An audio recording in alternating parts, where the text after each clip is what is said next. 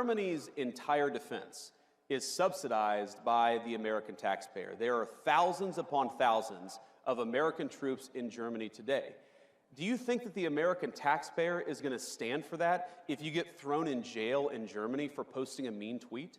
Of course they're not, right? So the point that I try to make to our European friends, and I think that they're our friends, I believe that, I know President Trump does, is that friendship is based on shared values.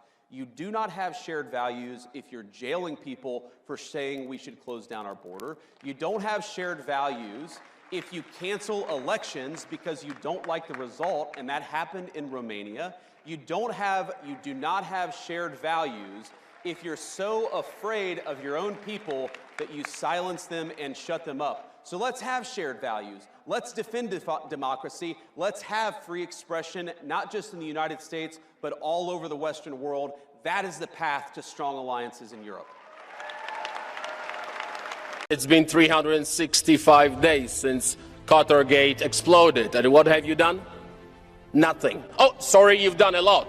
You've been attacking Polish government for 8 years. For 8 years. You tried to lecture us. You tried to lecture us about the rule of law. Rule of what? Rule of corruption. That's what it is. It's your people who were arrested. You trying to lecture Mr. Trump, Mr. Bolsonaro, Mr. Milei. You're trying to lecture the whole world, conservative world, about the rule of law. And your people are arrested for corruption.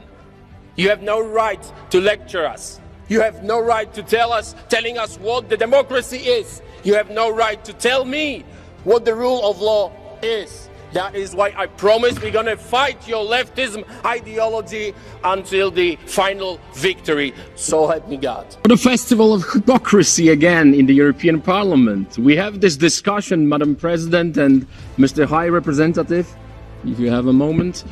We have this discussion about foreign interference, and we can hear again another accusation against Poland, against Hungary, from liberals and from the left. Now Poland and Hungary is called Putin's friends. At the same time, liberals and the left, who are accusing us, inviting those who are financed by post-Soviet states and recently arrested in Poland. Mr. Bartosz K., his name has to be withheld from the Polish media according to the Polish privacy law.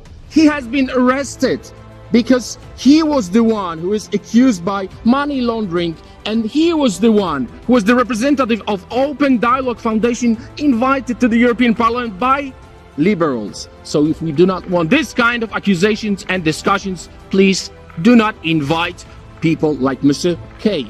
Madam President, you're smiling, I'm happy you're happy. But let's talk about the facts. Export from China, over 500 billion euros. Export from European Union to China, 230 billion euros. In the same time, Madam President, you are forcing European citizens with the Green Deal when Europe is responsible for 7% of pollution of the globe, and you want to save Europe with our pockets. This is madness.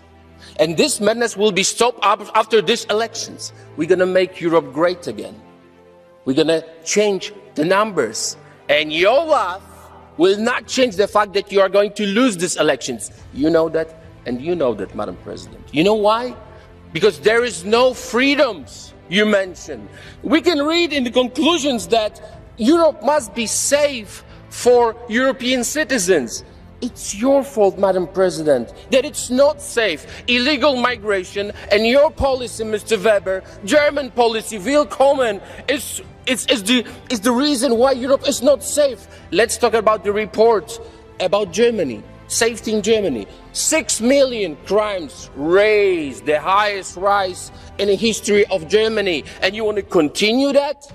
This madness about illegal migration will be stopped after this election. This madness about the Green Deal, Madam President, will be stopped about this madness. And your smiles and good humor will not change the fact that conservatives will make Europe great again.